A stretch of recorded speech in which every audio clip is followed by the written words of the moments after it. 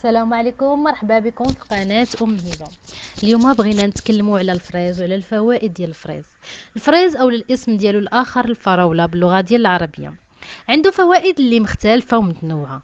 عنده فوائد على البشرة، عنده فوائد على الصحة، عنده فوائد على الوجه، وبطبيعة الحال عنده بعض المضار ولكن بنسبة قليلة. كتعتبر هذا المضار خصوصا الناس اللي عندهم حساسيه فقط.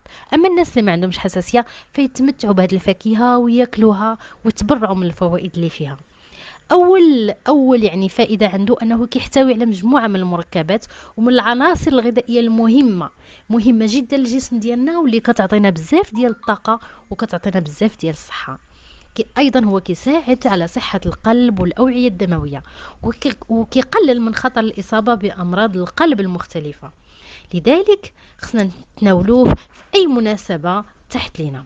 هو كيعمل على تحسين مستويات الكوليسترول والدهون في الدم، وكذلك كيقوم بتحسين عمل الصفائح الدمويه، بالاضافه الى الوقايه من حدوث الالتهابات والاجهاد التاكسدي. يمكن له ايضا يساعدنا، يوقينا ايضا من ابطاء عمليه هضم الجليكوز والتقليل من ارتفاع مستويات السكر والانسولين بالنسبه للناس اللي كيعانيوا من مرض السكري.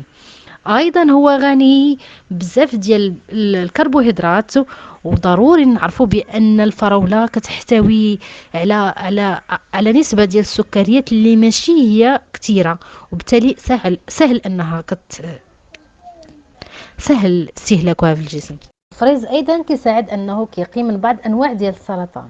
علاش؟ لانه كيحتوي على مجموعه ديال الخصائص اللي كتقلل من التاكسد كما قلنا من قبل، ومن الالتهابات، ومن نمو الاورام السرطانيه. لذلك على حسب الدراسات اللي تقامت على الحيوانات لاحظوا الفائده ديالته الكثيره واللي اثبتت الفعاليه ديالها. كيحتوي ايضا على الالياف الغذائيه اللي كتوفر بشكل كبير في الفريز.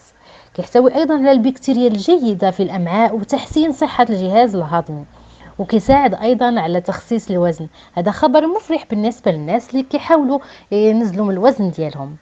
كيساهم ايضا في الوقايه من عده امراض مختلفه او من العديد من الامراض. ويعتبر ايضا هو مصدر غني فيتامين جي، وهو احد مضادات الاكسده الضروريه للحفاظ على صحه الجهاز المناعي وعلى الجلد. كيحتوي على كميات كبيرة من المغنيسيوم، من النحاس، من الفوسفور، من الفيتامين كاف، ومن الفيتامين هاء، وايضا على عناصر اساسيه اللي ضروريه لوظائف الجسم ديالنا باش يكون بشكل سليم. يعتبر مصدر جيد لحمض الفوليك، وحنا كنعرفوا بان هذا حمض الفوليك هو مفيد للنساء الحوامل خصوصا في 3 اشهر الاولى. بالتالي كيساعد ايضا على عدم وجود فقر الدم في الجسم. كيحتوي على فيتامين بي اللي هو ضروري لقيام الخلايا بالوظائف ديالها، وكذلك الأنسجة بالشكل الطبيعي. وكتعتبر هذا الحمض خاص ومهم جدا للحامل والناس اللي كبار السن. يعتبر مصدر جيد للبوتاسيوم، البوتاسيوم الذي يساهم في تقليل تأثير الصوديوم على الجسم. كما تجدر الإشارة إلى أن قلة التناول ديال البوتاسيوم يؤدي إلى زيادة خطر الإصابة بارتفاع ضغط الدم. علاش ما ناكلوش فريز وهو بثمن مناسب، وممكن له يحمينا من بزاف ديال الامراض، ويساعد القلب ديالنا، ويساعد الجسم ديالنا، ويساعد البشره ديالنا. فهو كيحتوي على مواد اللي هي جميله وجيده. كنتمنى ان معلومات ديال اليوم اللي عطيتكم على حول الفراوله او الفريز تكونوا استفدتوا منها. وما تنساوش تدعموني، ما تنساوش تخليوا لي تعاليقكم زوينه، ما تنساوش دائما تخليوا لي حتى التعاليق السلبيه.